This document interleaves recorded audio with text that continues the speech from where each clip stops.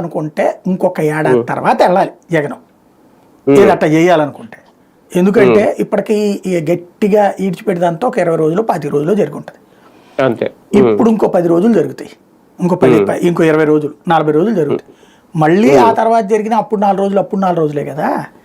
చెట్ట చివరికి వచ్చే అంటే 2026లో అతను ఆలోచించుకోవాల్సి ఉంటుంది. 27లో 26 ఎండింగ్ బడ్జెట్ అప్పుడు చూడాలి. అంటే 27 బడ్జెట్ అప్పటికి అప్పుడు ఏదో ఒక కారణం పెట్టి వెళ్తే సరిపోతుంది కదా, ఒక రోజు వెళ్ళి వస్తే.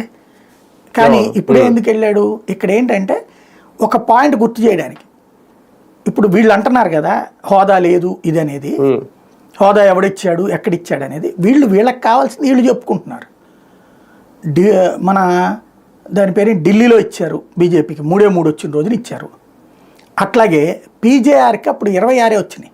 ఆ రోజున మనకు సీట్లు 294, అంటే 30 మంది కావాలి 10%. అంటే అప్పుడేంటి ఎన్టీ రామారావు గెలిచారు 94లో, 95లో చంద్రబాబు గారు తీసుకున్నారు. కాంగ్రెస్తో ప్రాబ్లం రానియకుండా ప్రతిపక్ష హోదా ఇచ్చారు కాంగ్రెస్ పార్టీకి, పీజేఆర్కి ఇచ్చారు ఆ రోజున. ఎందుకు? కేంద్రంలో కాంగ్రెస్ సహకారంతోనే కదా ఆ రోజు చంద్రబాబు అధికారంలోకి వచ్చింది. లేకపోతే ఎన్టీఆర్ని గద్దించిన రోజున కేంద్రం తెచ్చుకోకపోతే అయిపోయేది కదా, అక్కడ గవర్నర్ ఆపేస్తే అయిపోయేది. కాబట్టి ఆ రోజున కాంగ్రెస్ సహకరించింది ఎన్టీఆర్ నుంచి తెలుగుదేశాన్ని చంద్రబాబు తీసుకోవడానికి. అందుకు గాను కాంగ్రెస్కి ఆ రోజున ఇచ్చారే, ఇదే చంద్రబాబు ఇచ్చారు కదా పీజేఆర్కి.